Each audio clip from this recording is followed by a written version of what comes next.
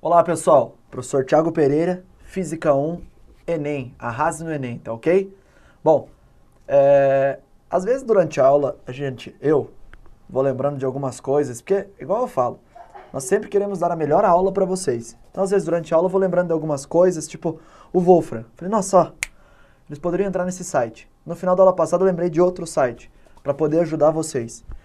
E às vezes, ali no meio da aula, lembrar de qual o site certinho, eu peço para vocês digitarem no Google. Só que assim, se isso acontecer, e pode acontecer de novo nas nossas próximas aulas, eu vou fazer que nem eu vou fazer agora. A aula passada eu te falei dos sites, agora eu acessei, fiz isso, então fui lá e acessei, e agora eu vou mostrar esse site para vocês, ó.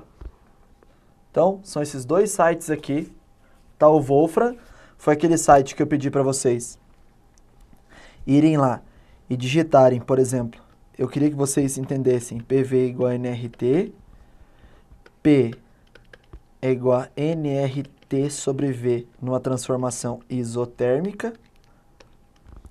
Então, se tudo isso aqui era constante, era para vocês digitarem lá no Wolfram, P é igual a alguma coisa, tipo 3 sobre V.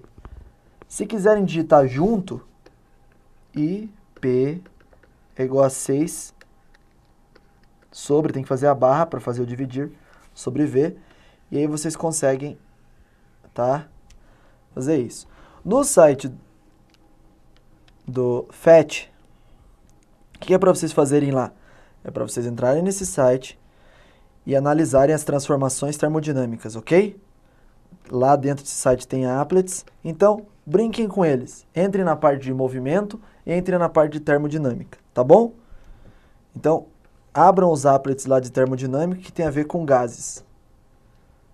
Beleza? Então, como eu lembrei a aula passada, a gente sempre quer o melhor para vocês. Então, às vezes eu lembro a aula passada, mas não lembrei o site inteiro. Daí eu passo agora para vocês, eu faço essa análise e passo agora para vocês. Brinquem lá, entrem nesses dois sites, acessem eles para poder ter um maior rendimento aqui nessa parte da matéria. Beleza? Bom, ok. Vamos agora falar das leis da termodinâmica. Vamos discutir agora as leis da termodinâmica. O que acontece é o seguinte, a termodinâmica, esse estudo aí das propriedades térmicas dos corpos, ela é fundada em duas grandes leis que servem para absolutamente tudo. Nós nos limitaremos a essas duas grandes leis dentro dos chamados gases ideais. Lembra dos gases ideais ou gases perfeitos? Ele é o assunto que a gente tinha discutido nas aulas anteriores. Agora, nós vamos discutir as leis da termodinâmica, que são leis grandiosas que valem para várias coisas dentro do assunto gases ideais. Tá ok? Então, para discutirmos essas leis, nós temos que começar com alguns tópicos, alguns elementos dessas leis. Nós vamos então discutir energia interna, trabalho e calor, que é o assunto principal da nossa querida primeira lei da termodinâmica. Então nós vamos discutir energia interna, trabalho e calor, a fim de entender a primeira lei, tá ok? Porque ao invés de apresentar a primeira lei para vocês, eu preciso apresentar primeiro os protagonistas dela. Depois que você tem conhecimento sobre eles, aí vale a pena lhe apresentar a primeira lei, tá ok? Então vamos lá? O primeiro dos três protagonistas da primeira lei da termodinâmica é a variação da energia interna. Primeiro, o que é energia interna? Energia interna é a energia que existe dentro da fronteira do sistema. Então, tudo que está dentro dessa fronteira, ele está, obviamente, o nome já é bem intuitivo, internamente, e ele é energia interna. Então, essa energia interna pode ser proveniente da ligação química entre as moléculas, da agitação entre as moléculas, da vibração entre as moléculas, da translação entre as moléculas. Ok? Tudo que está ali dentro de energia, que está ali dentro é energia interna. Tá? Pode ser da interação elétrica entre as moléculas. Ok? Agora, como os gases não têm força, os gases ideais não têm força entre eles, a energia interna para um gás ideal, ela é função da temperatura. Obviamente, a quantidade de gás também influencia, mas ela é função da temperatura. Então, acontece, para gases ideais, a energia interna é dependente diretamente da temperatura. Então, se a temperatura aumenta, a energia interna aumenta. Por exemplo, nesse desenho que estamos mostrando aqui. Eu não sei se dá para ver direito, eu vou dar uma ampliada aqui para vocês. Observem lá no sistema em T1. em T1, ele tem uma certa agitação. As moléculas, então, possuem uma certa agitação em T1. Como o T1 é menor que T2, em T2 as moléculas possuem uma agitação maior. E em T3 uma maior ainda. Acontece que quanto maior a agitação, maior vai ser a energia interna de um gás, se o número de moléculas é igual. Vocês podem contar aqui que no primeiro caso tem 3, 6, 7, 8 moléculas, no segundo caso 3, 6, 7, 8 moléculas, no terceiro caso 8 moléculas. Então, mantendo esse número de moléculas, eu posso dizer que essa energia interna é menor, porque a temperatura é menor. E essa energia interna, ela é maior, porque a temperatura, ela é maior. Quanto maior a temperatura, maior é a energia interna. E essa variação da energia interna, então, vai ser o quanto ela mudou de um processo para o outro. Se eu fizer uma energia interna menos a outra, eu vou ter a variação da energia interna. Bom, acontece que para gases monoatômicos, geralmente conhecido como os gases nobres, a energia interna vai ser 3 meios de NR∆T. Para gases diatômicos, por exemplo, o gás oxigênio, O2, a energia interna vai ser 5 meios de NR∆T. Eu duvido que o Enem vá cobrar isso aqui. Mas daqui a gente pode pegar uma regra muito interessante. A variação da energia interna vai ser alguma coisa vezes N, vezes R, vezes ΔT. Eu não preciso explicar o que é NR nem ΔT, porque eu já te expliquei isso na equação de Clapeyron. E o que é importante entender é o seguinte, se a variação de temperatura é positiva, eu tenho um ΔU positivo. Tá? Então veja, eu duvido que eles vão te cobrar isso aqui na prova do Enem. Pode ser que te cobrem. Minha consciência está limpa, não preciso nem fazer exercícios disso. E o motivo de eu não precisar fazer exercício é que já fizemos nRT através da equação de Clapeyron. Então, eu te mostrei, mas eu duvido que ele vai cobrar diretamente isso. Agora, o que eu acho que ele pode cobrar de vocês? E aí você tem que ficar esperto. É isso aqui, ó. É que a energia interna, ela é função da temperatura em sistemas fechados. Ela passa a ser função exclusiva da temperatura em sistemas fechados. Por quê? Se a variação da energia interna ela é alguma coisa NR∆T, em sistemas fechados isso aqui não muda. O que vai acontecer é que só ΔT que vai mudar. Se ΔT for positivo, ΔU vai ser positivo. Então, durante um aquecimento, o T aumenta. Se o T aumenta, o ΔT vai ser positivo. Se o ΔT vai ser positivo, o ΔU vai ser positivo. Então, temperatura aumenta, ΔU positivo. Ok? Durante o processo de resfriamento, a temperatura diminui. Automaticamente o ΔT vai ser negativo. O ΔT negativo influencia o ΔU a ser negativo. Então, no resfriamento, a temperatura diminui, o ΔU é negativo. Na transformação isotérmica, o T é constante. Consequentemente, o ΔT é zero. A variação, se a temperatura é a mesma, a variação da temperatura é zero. Consequentemente, a variação da energia interna também é zero. Então, se o T é constante, por isso a transformação é isotérmica, é a transformação de temperatura constante, automaticamente ΔU vale zero. Então percebam essa dependência intrínseca da variação da energia interna com a temperatura. Se a temperatura aumenta, ΔU mais. Temperatura diminui, ΔU menos. Temperatura não aumenta nem diminui, ΔU zero. Tá ok? Então, temperatura aumenta, variação da temperatura positiva, ΔU positivo. Temperatura diminui, variação da temperatura negativa, ΔU negativo. Então é só pensar nesse link entre a variação da energia interna e a temperatura. Beleza? Ah, professor, mas energia interna eu não entendi o que é. É a energia lá dentro. Para gases ideais, como eles não se ligam, não tem ligação entre eles, apenas colidem, essa energia depende só do quanto eles estão agitados. É isso que eu quis dizer para vocês. Então, Nosso primeiro amiguinho, que é a energia interna, é isso. Trabalho, nossa segunda forma de energia. Então, estou falando do trabalho da força que movimenta esse pistão. Então, estou falando do trabalho do pistão. Se a energia interna é energia dentro da fronteira, o trabalho vai existir quando a fronteira se deslocar. Então, nós temos aqui a fronteira, nós temos uma fronteira que aumenta de tamanho. Essa mudança do volume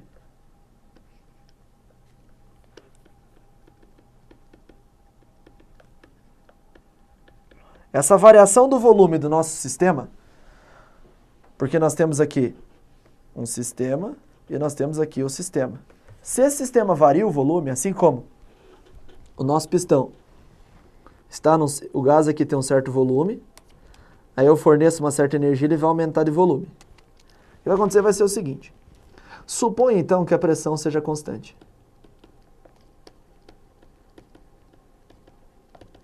Senhores, aqui, esse gás tem uma certa área. E daqui para cá, ele variou essa altura dele. Isso aqui, que esse gás fez, foi uma certa variação de volume. Se pressão é força por área, nós temos que a força que esse gás faz é pressão vezes área. Ora, trabalho é força vezes deslocamento vezes o cosseno do ângulo. Se fizermos o referencial para lá como positivo, se analisarmos que ele está forçando para lá e que ele se desloca para lá, eu tenho o cosseno de zero. E o cosseno de zero é 1. Então o trabalho fica F vezes D. Então vai ser esse F, que é P vezes A. Ó, o F, que é P vezes A, vezes D. Agora, acontece que D, que é esse deslocamento, é o ΔH. Então o trabalho vai ficar P vezes A vezes ΔH. E vejam que agora, ó, ΔH está aqui e a área está aqui, ó. Essa área é ΔH. Esse tanto aqui de dentro, esse tanto aqui, foi o quanto o volume aumentou. Então, a área da base vezes a altura é o quanto o volume aumentou. Eu tenho então que o meu trabalho é pressão vezes o quanto o volume aumentou. Porque essa área vezes esse ΔH dá a variação do volume do sistema. Então, para a pressão constante, em transformações isobáricas, ou seja, pressão constante, se a pressão não variar, o trabalho vai ser o produto P vezes ΔV. Onde esse tal é o trabalho, ele fica estranho aqui, mas é ele uma outra fonte. É medido em joules. A pressão em Newton por metro quadrado, que é a mesma coisa que Pascal. E a variação do volume em metros cúbicos. Então, para transformações isobáricas, nós temos essa relação aí. Em qualquer situação, em todas as situações, o trabalho é numericamente igual à área do gráfico PV. Gente, se tem uma equação assim, se tiver uma área, um gráfico esse em função desse, a área vai ser esse. Lembra disso? A gente está falando disso já faz tempo. Quem pulou todas as aulas e veio direto para ela, para essa aqui, lá no gráfico VT, por exemplo, eu comentei com vocês que a área do gráfico VT era o ΔS, porque existe uma fórmula que ΔS é igual a VT. Estou só dando outros exemplos, tá? Aqui eu estou dando uma brincada aqui por fora. Então, se eu tenho um gráfico V em função de T, a área vai ser ΔS. No gráfico F em função de D, a área era o trabalho. Então, existe uma fórmula que trabalho é igual a FD. Se eu tenho F em função de D, a área vai dar o trabalho. Aqui, se eu tenho uma fórmula P vezes ΔV, a área vai dar o trabalho também. Nos dois casos, e nos três casos, em quaisquer casos, se eu tenho um gráfico dessa grandeza por essa, a área vai ser essa terceira grandeza aqui, que é o produto entre as duas. Então aqui, ó, essa área vai ser numericamente igual ao nosso querido trabalho. O Enem pode colocar esse trabalho como W também, tá? Não se espante se ele colocar como W, porque W de work. Work que é trabalho, aí numa tradução livre. Agora, esse trabalho é função do volume, olha lá. Eu comecei falando que quando existia variação do volume ia ter trabalho. Quando a fronteira mudava o volume, ia ter trabalho. Então esse trabalho é função do volume. Então numa expansão, quando o gás se expande, o volume vai aumentar. Se o volume vai aumentar, ΔV vai ser positivo. Automaticamente teremos um trabalho positivo. Então, lembra que a energia interna estava ligada à temperatura. Quando a temperatura aumentava, a variação da energia interna era positiva. O trabalho está ligado ao volume. Quando o volume aumenta, o trabalho é positivo. Olha como faz bastante sentido isso que a gente está trabalhando aqui. Então, se o volume aumenta, o trabalho é positivo. Falando de uma maneira mais simples. Durante uma compressão, e notem, compressão é uma palavra que tem a ver com volume, apesar de ser aqui essa expressão que parece que compressão tem a ver com a palavra pressão, mas não, ela tem a ver com volume. Então, na compressão, o volume diminui. ΔV, consequentemente, é negativo e o trabalho é negativo. Então, o volume diminui, trabalho negativo. Acontece que nesses outros dois, eu tenho outras relações que é do tipo, o sistema, nesse caso, quando o volume aumenta, ele realiza trabalho. Então, o sistema está realizando trabalho. Só toma cuidado, porque se o meu sistema está realizando o trabalho, a minha vizinhança está recebendo o trabalho. Então, o meu sistema, meu êmbolo está realizando o trabalho, empurrando. A minha vizinhança está recebendo o trabalho que o meu sistema realizou. Numa compressão, o meu sistema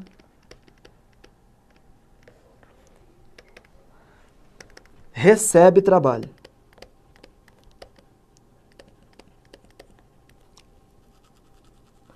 Ok? Então, quando ele realiza trabalho, é um sistema motor. Quando ele recebe trabalho, é um sistema movido. Por hora, decorar o que é motor, o que é movida, eu sei que é bem complicado. Mas eu quero que você lembre. Volume aumenta, trabalho mais. Volume diminui, trabalho menos. Tá bom para mim, por enquanto, se vocês chegarem nesse ponto. Beleza? E temos a transformação isocórica, que é a transformação de volume constante. Então, se ela é isocórica, o que vai acontecer? Isocórica, o volume é constante. Consequentemente, o ΔV, a variação de volume, é zero. Então, o volume é constante, não tem variação de volume, o trabalho é zero. Agora, vamos voltar aqui um pouquinho e olhar para esse gráfico. Porque esse gráfico PV ele pode se comportar de duas maneiras. PV. Se esse gráfico for para a direita, o volume vai estar aumentando. Concorda? Ó.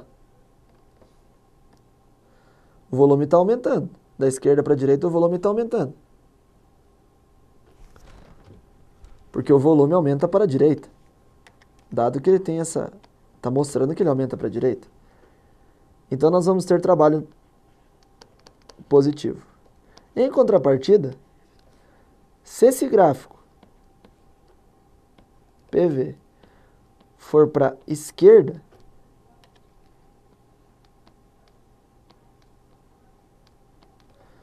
o volume diminui e o trabalho vai ser negativo. Então, notem que pelo gráfico nós podemos saber se o trabalho é positivo ou é negativo, tá ok? É só a gente unir essa informação aqui com a informação do gráfico. Nesse caso, nosso do A para B, como ele está aumentando o volume, automaticamente nós temos trabalho positivo nesse gráfico aí, mostrado para vocês. E o calor? O calor é contabilidade. A gente já discutiu isso antes. O calor é assim, eu estou zerado. Meu sistema está zerado. Ele entrega calor.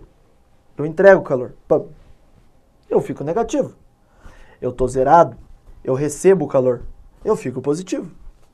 Então quem recebe calor positivo, quem cede calor negativo e quem não recebe nem cede calor? Sistema isolado. Lembra disso?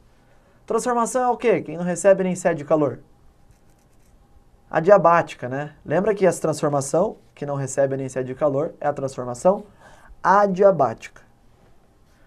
Então, vamos lá. Sistema recebe calor, calor positivo. Então, recebe calor positivo. Sistema cede calor, calor negativo. Transformação adiabática é aquela que o calor não troca calor e o calor vale zero. Então, na adiabática, não há troca de calor, calor vale zero. Você pode falar que o sistema ele está isolado na transformação adiabática. Tá ok? Então, lembra disso? Transformação adiabática é a mesma coisa que sistema isolado. Beleza?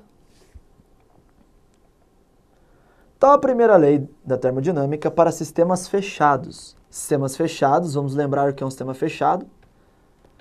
Não entra e nem sai massa. Então, para sistemas fechados, o que vai acontecer? Vamos unir todas essas grandezas. Calor, trabalho e variação da energia interna. Então, vamos lá. Primeiro, o sistema pode perder ou pode ganhar calor. Se eu colocasse, por exemplo, alguma coisa, um gás a temperatura ambiente aqui, e colocasse fogo, ele ia receber calor. Se eu colocasse um gelo aqui, como o gelo tem temperatura menor que o recipiente ia jogar fora calor. Então ele pode receber ou ceder calor. Recebeu o calor. Suponha que eu coloquei fogo ali embaixo e ele recebeu o calor. Opa. Aí, essa fronteira pode aumentar o volume ou pode diminuir o volume. Se ela aumentar o volume, eu tenho trabalho positivo. Se ela diminuir, trabalho negativo. Então, suponha que aqui eu tenho uma certa quantidade de trabalho do sistema. E, ao mesmo tempo, esse sistema está aumentando ou diminuindo a sua energia interna. Então, lembra que aqui dentro tem uma energia interna que eu chamo de ΔU. Se eu colocar o ΔU. ΔU. Então, eu tenho trabalho, ΔU, que é a variação da energia interna. E o Q, que é o calor. Então, ele está recebendo calor. Parte desse calor vai virar trabalho e parte vai virar variação da energia interna. Nada mais justo que escrevermos essa lei assim. Calor é igual a trabalho mais variação da energia interna. Ok? Onde esse trabalho ele é medido em joules. ΔU, a variação da energia interna, também é medida em joules. E a quantidade de calor também é medida em joules. Nada impede deles serem medidos aqui numa outra unidade, ó, em calorias. Essa equação, ela é simplesmente contabilidade. Entra calor, vira ΔU e vira trabalho. Então, eu estou trabalhando com energia, eu posso trabalhar também em calorias. Tá? E essa equação aqui, senhores, ela é uma equação de conservação de energia. Então, fique bem claro que estamos trabalhando com uma equação de conservação de energia. Tá ok?